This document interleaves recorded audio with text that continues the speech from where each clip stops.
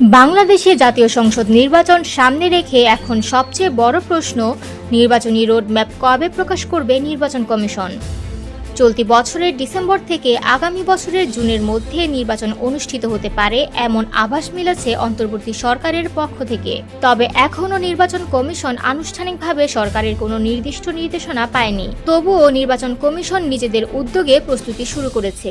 নির্বাচন কমিশনের কাজ শুধুই ভোট গ্রহণ নয়, ভোটের তালিকা হালনাগাদ, আইনবিধি সংস্কার, রাজনৈতিক সংলাপ, নতুন দল নিবন্ধন, সীমানা পুনর্বিন্যাস, পর্যবেক্ষণ ও সাংবাদিক নিবন্ধন সহ বিশাল কর্ম পরিকল্পনা থাকে তাদের হাতে। এসব কাজকে গুছিয়ে নিতে কমিশন সাধারণত একটি রোডম্যাপ প্রকাশ করে থাকে, যা নির্বাচন পর্যন্ত প্রতিটি ধাপের পথ নির্দেশনা হিসেবে কাজ করে।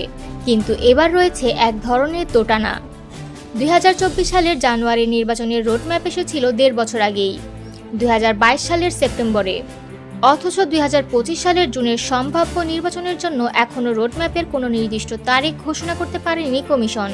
ইসির সিনিয়র সচিব আক্তার আহমেদ জানিয়েছেন, রোডম্যাপ প্রকাশের সময় হয়েছে কিনা সেই বিষয়ে এখনও তারা নিশ্চিত নন, তবে প্রাথমিক কাজ এগিয়ে চলছে। অন্যদিকে নির্বাচন কমিশনার মোহাম্মদ আনোয়ারুল ইসলাম সরকার ইঙ্গিত দিয়েছেন, জুন বা জুলাইয়ের মধ্যে রোডম্যাপ প্রকাশের পরিকল্পনা রয়েছে।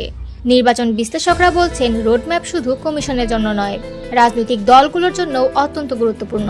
কারণ রোডম্যাপ না থাকলে কাজের গতি ও সময়সীমা নিয়ে তৈরি হতে পারে জটিলতা। সরাসরি তারিখ জানা না গেলেও সবাই এখন একটাই প্রশ্ন তুলছে, নির্বাচনী রোডম্যাপ কবে।